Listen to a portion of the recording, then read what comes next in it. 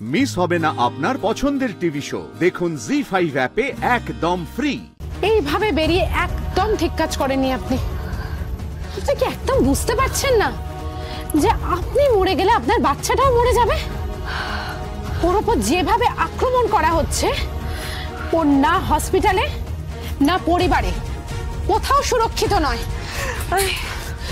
আমি জানি সেটা। আমি তো সেই জন্যই সবকিছুর পিছনে আসল মাথাটাকে খুঁজে বের করার চেষ্টা করছি। সেই কাজটা করার মতো শক্তি আপনার শরীরে নেই। আমি একজন মা ডক্টর, আর মায়েরা ছেলে খেলা করে না, সন্তানকে রক্ষা করে। আপনি তো আমার মেয়েকে জন্ম দিয়েছেন, ও মুখটা দেখেছেন। ও যদি চোখ খুলবে আমাকে প্রশ্ন করবে, মা তুমি ওকে বাঁচাতে পারবে তো? মা, আমি সুরক্ষা দেব, আমি রক্ষা করব। আমি আমার মেয়েকে রক্ষা করব। একটু শান্ত হন জগদ্ধাত্রী, প্লিজ।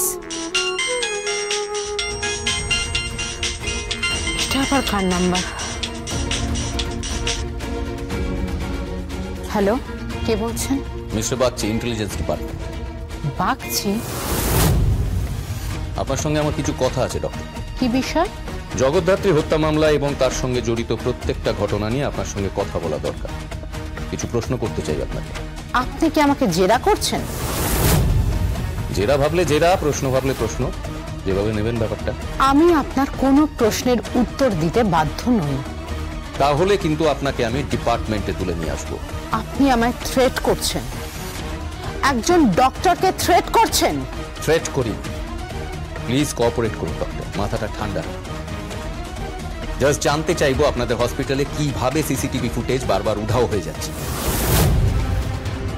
আপনাদের এনআইসিইউ এর সামনে বাইরে থেকে লোক এসে কিভাবে আক্রমণ করছে, এবং আক্রমণ করছে সেই শিশুটিকে জগদ্ধাত্রী মুখার্জির কন্যা সন্তান,